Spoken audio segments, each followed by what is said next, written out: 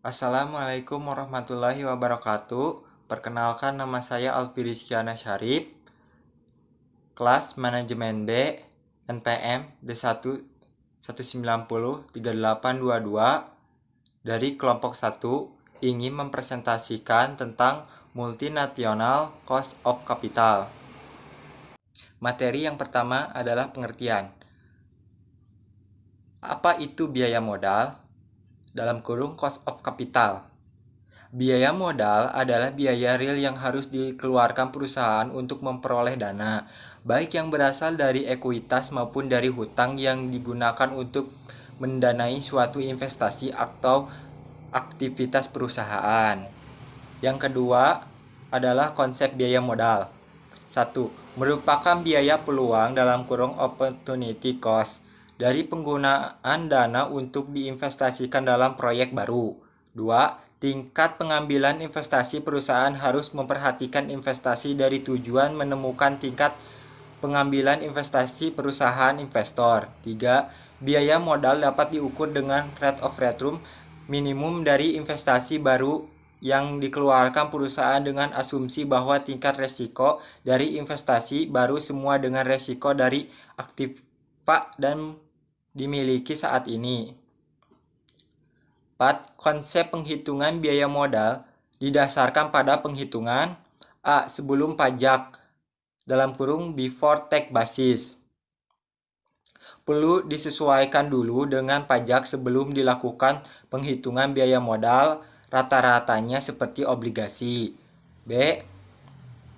Setelah pajak dalam kurung after tax basis. Yang ketiga adalah fungsi biaya modal. 1. Terkait dengan pajak yang dikenakan pada perusahaan, biaya modal yang dikenakan pada modal pinjaman berbeda dengan biaya modal dari modal sendiri. 2. Sebagai discount rate untuk menentukan diterima atau ditolaknya suatu usulan investasi, yaitu dengan membandingkan tingkat keuntungan rate of return dari usaha investasi tersebut dengan biaya modal. Biaya modal di sini adalah biaya modal menyeluruh dalam kurung overall cost of capital. Misalnya jika menggunakan metode next present value atau probability index untuk menentukan diterima atau ditolaknya suatu usulan investasi, maka biaya modal berfungsi sebagai discount rate yang digunakan untuk menghitung nilai sekarang dari proses dan pengeluaran investasi. Yang keempat adalah logika penggunaan biaya modal. Tingkat pengambilan internal dan kekayaan pemilik saham. Jika tingkat pengambilan internal kurang dari biaya modal, maka kekayaan pemilik sahamnya menurun. Jika tingkat pengambilan internal sama dengan biaya modal, maka kekayaan pemilik sahamnya tidak berubah. Jika tingkat pengambilan internal lebih dari biaya modal, maka kekayaan pemilik sahamnya meningkat. Yang kelima adalah macam-macam biaya modal. A. Biaya hutang dalam kurung cost of debit. Perusahaan dalam mencukupi kebutuhan modalnya biasanya mencari pinjaman melalui pihak internal dengan memberikan surat utang atau melakukan pinjaman pada bank. Rumus biaya hutang. KB sama dengan CT dibagi D. Atau KD sama dengan KB dalam kurung 1 dikurang T. Keterangan. KD sama dengan biaya utang setelah pajak dalam kurung persen. KB sama dengan biaya utang sebelum pajak dalam kurung persen. CT sama dengan besarnya bunga yang harus dibayar per tahun. T sama dengan persentase tingkat pajak. D. Biaya utang. Contoh biaya hutang dalam kurung cost of debit. Diketahui biaya hutang sebelum pajak sebesar 9% dan tingkat pajaknya 17%. Tentukan biaya hutang setelah pajak. Penyelesaiannya KD sama dengan 9% dikali 1 dikurangi 17% sama dengan 9% dikali 0,83 sama dengan 7,47. Dalam biaya utang, terdapat modal individual, yaitu 1. Biaya utang jangka pendek. 2. Biaya utang jangka panjang yang terdiri dari biaya obligasi. Obligasi yaitu surat utang yang dikeluarkan perusahaan dengan nominal dan jangka waktu tertentu, serta pemberian bunga tertentu. Rumus biaya obligasi.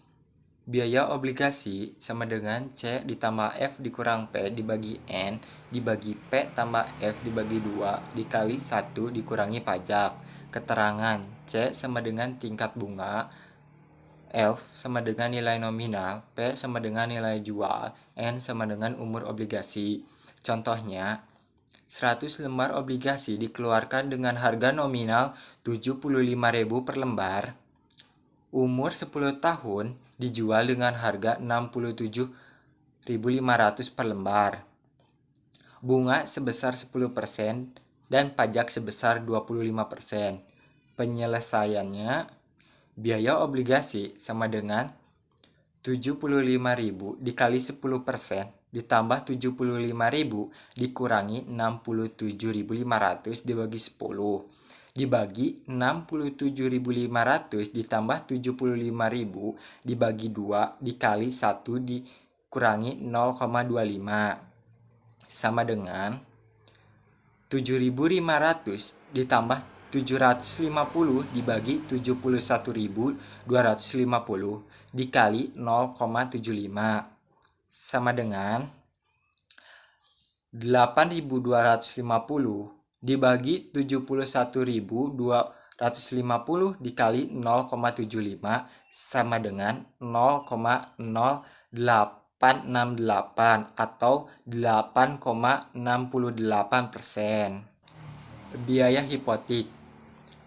Hutang hipotek yaitu hutang jangka panjang dengan jaminan benda tidak bergerak. Rumusnya, biaya utang hipotek sama dengan bunga dibagi modal dari hipotek yang masuk secara konkret dikali 1 dikurangi pajak. Contoh, perusahaan mempunyai utang hipotek sebesar 25 juta dengan bunga 11% per tahun. Atas hutang tersebut dijamin gedung seharga 40 juta dan asuransi premi sebesar 750 dibayar di muka, pajak 30%. Penyelesaiannya, biaya hutang hipotek sama dengan 25 juta dikali 11% dibagi 25 juta dikurang 750 dikali 1 dikurangi 0,3 sama dengan 2.750.000 dibagi 24.250.000 dikali 0,7 sama dengan 0,793 atau 7,93%. B. Biaya saham preferred dalam kurung cost preferred stock. Saham preferred yaitu saham yang memiliki karakteristik kombinasi antara utang dan modal sendiri. Contohnya, K preferred sama dengan dividend dibagi price of preferred. Contoh, perusahaan menerbitkan saham preferred 100 per lembarnya seharga 80.000 dengan bunga tetap sebesar 9% per tahun. Penjualan saham preferred ini sebesar 7 juta dalam kurung 70.000 per lembar. Penyelesaiannya, cost of preferred stock sama dengan 9% dikali 8 juta dibagi 7 juta dikali 100 sama dengan 720.000 dibagi 7 juta dikali 100 sama dengan 0,1028 dibulatkan menjadi 0,103 atau 10,3%. C. Biaya saham dalam kurung cost of common equity. Biaya saham biasanya yaitu biaya yang dilakukan oleh perusahaan yang memperoleh dana dengan cara menjual saham biasanya untuk investasi. Fungsi dari saham biaya yaitu 1. Alat untuk menguasai perusahaan. 2. Alat untuk menentukan pembagian laba. 3 alat untuk mengadakan kombinasi dari perusahaan. 4 alat untuk memenuhi kebutuhan modal permanen. Bentuk biaya saham baru yaitu 1. Biaya laba ditahan dalam kurung cost of retained earning. Metode estimasi biaya laba ditahan yaitu A. Pendekatan Capital Asset Prince Model dalam kurung CAPM. Rumusnya KS sama dengan KRF ditambah dalam kurung KM dikurangi KRF dikali BI. Keterangan KS sama dengan biaya modal laba ditahan, KM sama dengan tingkat pengambilan pasar, KRF sama dengan suku bunga bebas resiko, BI koefisien beta saham. Contoh, pendekatan Capital Asset Principal Model dalam kurung CAPM. Besarnya suku bunga bebas resiko 8%, besarnya retum pasar yaitu 16%, dan beta saham PT Panen Raya sebesar 1,5. Berapa besarnya biaya modal laba ditahan atau tingkat pengambilan yang diisyaratkan oleh investor? Penyelesaiannya KS sama dengan KRF ditambah KM dikurangi KRF dikali BI sama dengan 8% ditambah 16% dikurang 8% dikali 1,5 sama dengan 8% ditambah 8% dikali 1,5 sama dengan 8% ditambah 12% sama dengan 20%. B. Pendekatan hasil obligasi dan premi resiko. Rumusnya KS sama dengan hasil obligasi ditambah premi risiko. C. Pendekatan hasil dividen dan tingkat pertumbuhan. Rumusnya KS sama dengan D1 dibagi PO ditambah G. Keterangan KS sama dengan biaya laba ditahan, D1 sama dengan estimasi dividen tahun yang pertama, PO sama dengan harga saham biaya, G sama dengan tingkat pertumbuhan dividen. Contoh, saham PT Panen Raya saat ini nilainya sebesar 2.100 per lembar. Estimasi dividen tahun yang pertama sebesar 180 per lembar. Dividen diperkirakan akan tumbuh sebesar 6% per tahunnya. Berapa biaya laba ditahan perusahaan? Penyelesaian. KS sama dengan 180 dibagi 2.100 ditambah 0,06 sama dengan 8,57%. 2. Biaya saham biasa baru dirumuskan dengan KE sama dengan D1 dibagi PO dikali dalam kurung 1 dikurangi F ditambah G. Keterangan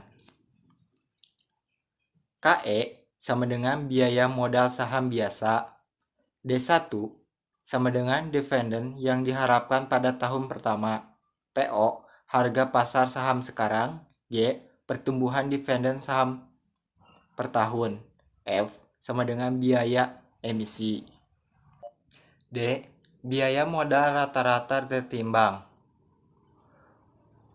dirumuskan dengan WACC sama dengan WD dikali KD dikali dalam kurung 1 dikurangi T ditambah WP dikali KP ditambah WE dikali KE. Keterangan WD sama dengan porsi hutang dalam struktur modal perusahaan. WP sama dengan porsi saham preferen dalam target struktur modal perusahaan. WE sama dengan porsi ekuitas saham biasa dalam target struktur modal perusahaan. KD biaya hutang, KP biaya saham preferen, KE biaya ekuitas saham biasa, T tarif pajak perusahaan. Yang keenam, pentingnya variasi biaya modal. Dengan adanya variasi biaya modal dapat dimanfaatkan untuk 1. Meningkatkan pangsa pasar global dengan cara memberikan keunggulan yang kompetitif dan berbeda daripada MNC, misalnya sumber dana, teknologi, dan lain-lain. 2. Menyesuaikan operasi internasional dan sumber dana untuk mengambil keputusan dari adanya pembedaan. 3. Pemahaman biaya dari komponen-komponen modal yang meliputi hutang dan ekuitas.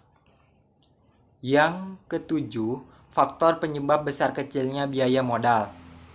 1. Kondisi ekonomi umum. Kondisi ini akan mempengaruhi tingkat pengambilan bebas resiko karena pihak investor akan mempertimbangkan resiko dalam berinvestasi sehingga perlu memperhitungkan kondisi ekonomi. 2. Keputusan investasi dan belanja. Jika banyak dana investasi dikeluarkan dari utang dan saham preferen, pemilik dana akan menuntut tingkat pengembalian yang tinggi sehingga biaya modal yang ditanggung perusahaan akan semakin tinggi. 3. Jumlah pembelanjaan. Biaya modal yang dikeluarkan perusahaan akan semakin tinggi jika permintaan terhadap dana meningkat dengan cepat. Begitupun sebaliknya. Yang kedelapan, faktor yang mempengaruhi komposisi modal. Terdapat dua macam faktor yang dapat mempengaruhi komposisi modal, yaitu 1. Faktor yang tidak dapat dikendalikan perusahaan meliputi A. Tingkat suku bunga, dan B. Tarif pajak. 2. Faktor yang dapat dikendalikan perusahaan meliputi A. Kebijakan struktur modal, B. Kebijakan dividen, dan C. Kebijakan investasi. Demikian yang saya bisa sampaikan. Sebelumnya saya mohon maaf yang sebesar-besarnya apabila di dalam penyampaian tadi mungkin ada kesalahan kata dan ucapan. Terima kasih. Wassalamualaikum warahmatullahi wabarakatuh.